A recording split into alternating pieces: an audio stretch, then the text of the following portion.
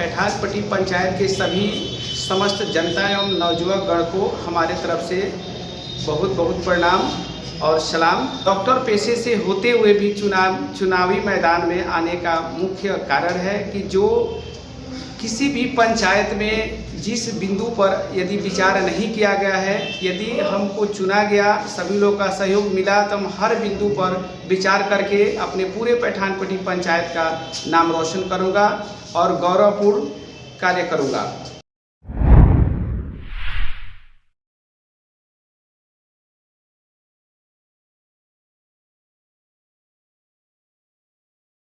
तो आइए हम जानते हैं दिनेश कुमार जी से कि ये क्या मुद्दा लेकर अपना चुनावी बिगुल बजाए हुए। तो सबसे पहले डॉक्टर साहब, चैनल से जुड़ने के लिए बहुत बहुत धन्यवाद। हमारे पंचायत के जितने सम्मानित जनता एवं नवयुवक गण हैं, उस सबको बसंत पंचमी के शुभ अवसर पर बहुत बहुत बधाई देते हुए मैं अपने चुनावी क्षेत्र में आने का कारण बताता हूँ। जी जी डॉक्टर साहब, सबसे अहम बात यह है कि आप एक डॉक्टर हैं। एक डॉक्टर के पैशन से और प्रोफेशन से आप बेहतर पैसा कमा सकते थे, लेकिन आपको ये गांवी चुनाव में आने का क्या मतलब है?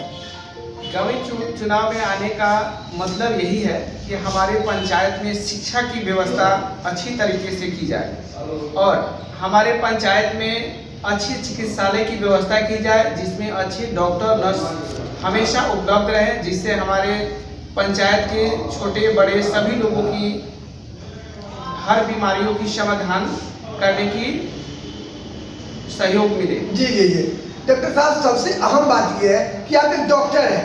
अगर आप चाहते तो अपने गांव में एक बेहतर क्लिनिक डालकर लोगों का इलाज, पूरे पंचायत का इलाज या पूरे समाज का इलाज आप कर सकते थे, और आप इस चुनावी राजनीति में अपना कदम बढ़ाए हुए। तो आपका मेन मुद्दा क्या है?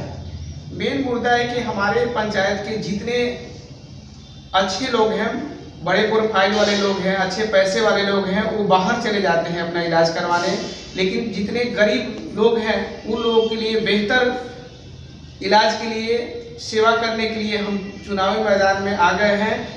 अगर यदि हमें मुखिया लोग बनाते हैं तो हर लोगों को अधिकार रहेगा हमारे यहाँ आकर हर तरह की सुविधा को लेने के लिए, इलाज करवाएं या और सारे सुविधाएं को ले सकें। उसमें किसी को किसी तरह की मन में ऐसा प्रश्न नहीं आएगा कि मैं सर के यहाँ जाता हूँ ये काम लेकर के, तो सर नहीं करते हैं। बिल्कुल। अगर ऐसे जीतने के बाद सबका अधिकार भी रहेगा और अपने अधिकार को लेने के लिए सारे लोग तत्पर रहते हैं। नहीं, जानकारी के लिए बता दूं कि मैंने आपके पंचायत का गांवी दौरा किया, और गांवी दौरा करने के संदर्भ में मुझे ये निष्कर्ष निकला कि अगर आप मुखिया नहीं हैं, तब भी अगर आपके गांव के लोग चाहते हैं तो आप उन लोगों का बेहतर तरीके से, यानी कि जिस तरह से औरों का इलाज करते हैं, ठीक उस तरह से उन लोगों का भी इलाज करते हैं और वही सिंपैथी देते हैं जो अगले को देते हैं। ये तो हमारे क्षेत्र के लोगों की बात है। हमारे पंचायत से लेकर अदर पंचायत के लोग भी मेरे यहाँ आते हैं। तो आज 10 सालों से मैं इस पेशे से सबका सेवा करता हूँ, लेकिन मेरे अंदर ऐसा उत्सुकता आया कि हम यदि यहाँ से मुखिया पद पे अगर चुने जाते हैं तो हम थोड़ा निस्वार्थ होकर जैसे पहले करते थे, वैसे सभी लोगों के घर पहुँच के हम उसका उपचार देने के लिए तत्पर रहेंगे। जी जी जी तो सबसे अहम बात यह है कि इस लाइव इंटरव्यू के माध्यम से आपको पैठानपट्टी पंचायत की जनता भी देख रही है, और आप एक नए उम्मीदवार हैं जो कि अभी अभी उभर कर सामने आई है और एक ग्राउंड लेवल का आप चुनाव लड़ने जा रहे हैं। तो इस लाइव इंटरव्यू के माध्यम से आप अपनी पंचायत की जनता को क्या संदेश देना चाहते हैं?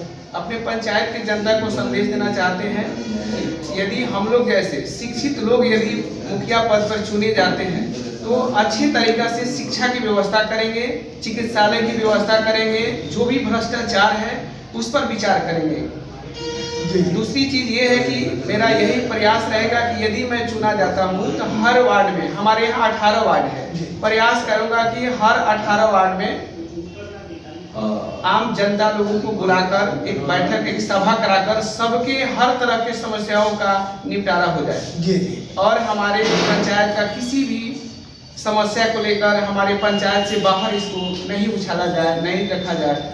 हम अपने ऊपर ऐसा विश्वास करेंगे कि सबको समझा बुझाकर निपटारा कर दें। जी जी सबसे अहम बात यह है कि इस लाइव इंटरव्यू के माध्यम से आपको पंचायत की जनता भी देख रही है। तो जनता से 2021 के चुनाव को लेकर आपकी क्या उम्मीद है?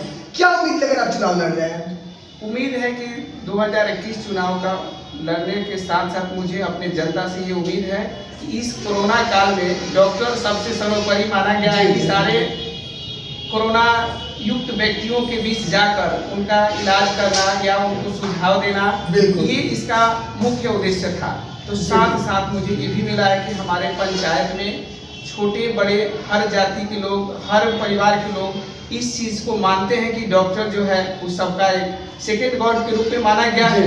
साथ साथ ये भी लोगों को अंदर ऐसा हो रहा है कि नहीं, डॉक्टर को अगर हम लोग चुनते हैं तो हमारा बेहतर रहन सहन, हम स्वस्थ रह सकते हैं, स्वस्थ रहने की विधि को, मिशन को बता सकते हैं, भ्रष्टाचार से बचने की सिस्टम को बता सकते हैं। अब साथ साथ मुझे एक छोटा सा एक वाक्य आ रहा है, जैसे बारिश होती है, छोटी छोटी बूंदें होती है, छोटी छोटी बूंदें यदि लगातार होना शुरू हो जाए तो किसी नदियों के धार से कम नहीं होती, बहना शुरू हो जाती है। ठीक उसी प्रकार अगर हमारे पंचायत की सभी जनता प्रयास किया तो छोटे छोटे गलतियों को, छोटे छोटे समस्याओं को हम लोग समाधान करके हम अपने पंचायत को आदर्श पंचायत के रूप में बना सकते हैं।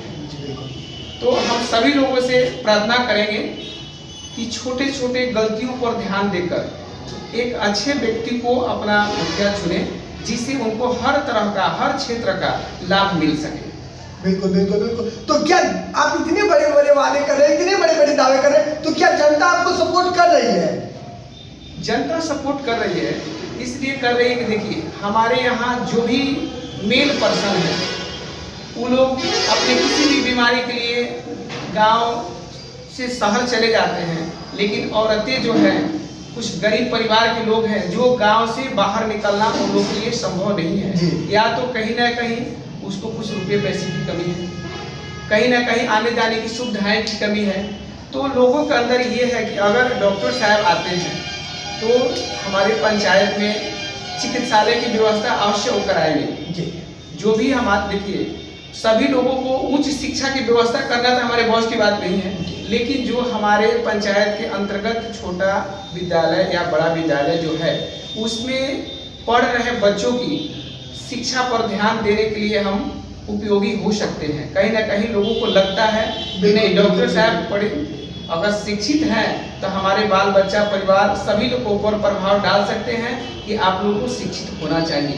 यदि वो शिक्षित होता है तभी वो समझ पाएगा अपने अधिकार को। जैसे हमारे यहाँ राशन ही कार्ड को अगर लिया जाए, अगर वहाँ पर किसी को लाभुक को सही समय पर नहीं मिल पाता है तो हमारा उद्देश्य ये भी साथ साथ रहेगा कि हर राशनधारी को प्रति माह बांट रहे डीलरों के साथ मिलकर गरीबों के बीच प्रति माह सुचारू रूप से उसका राशन देने का प्रयास करें। बिल्कुल बिल्कुल, यानी कि जो राशन में घोटाला होता है उसको आप सुचारू रूप से गरीबों तक पहुंचाएंगे।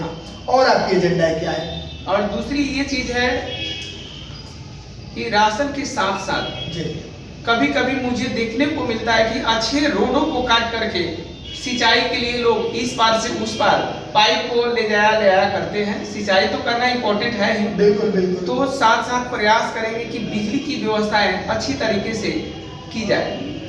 और ये भी हमारे अंदर ऐसी सोच है कि जो जल नल की जो सुविधाएं दी गई है हर जगह, तो उस जल जो एक्स्ट्रा जल है उसका निकासी का भी व्यवस्था करनी चाहिए। नहीं तो ऐसा कभी कभी मिलता है कि हमने जहाँ जल नल को लगा दिया, नल को लगा दिया, एक्स्ट्रा जो पानी आता है या तो रोड पर जाता है नहीं तो किसी के द्वार पे जाता है, जिससे बहुत सारे परेशानियां उत्पन्न होती है। तो नल जल लगाए जो लोग भी व्यक्ति हैं या जो अपने द्वार पे लगवाए हैं उनको निकासी के लिए भी थोड़ा सा विचार करके करना चाहिए। बिल्कुल बिल्कुल बिल्कुल। तो उसके लिए तो सरकार ने गली नली का भी प्रबंधन किया है, जैसे कि नल जल आपने बताया, तो नल जल के साथ गली नली भी आया जिसके सहारे पानी का निकासी किया जाए और उसको नाले के माध्यम से दूसरे जगह बढ़ाया जाए। ऐसा है कि हमारे पंचायत के लगभग हर जगह पे नाले की व्यवस्थाएं नहीं है, तो हम अपने से उच्च स्तरीय अधिकारी से भी मैं प्रार्थना करूंगा कि यदि मैं उस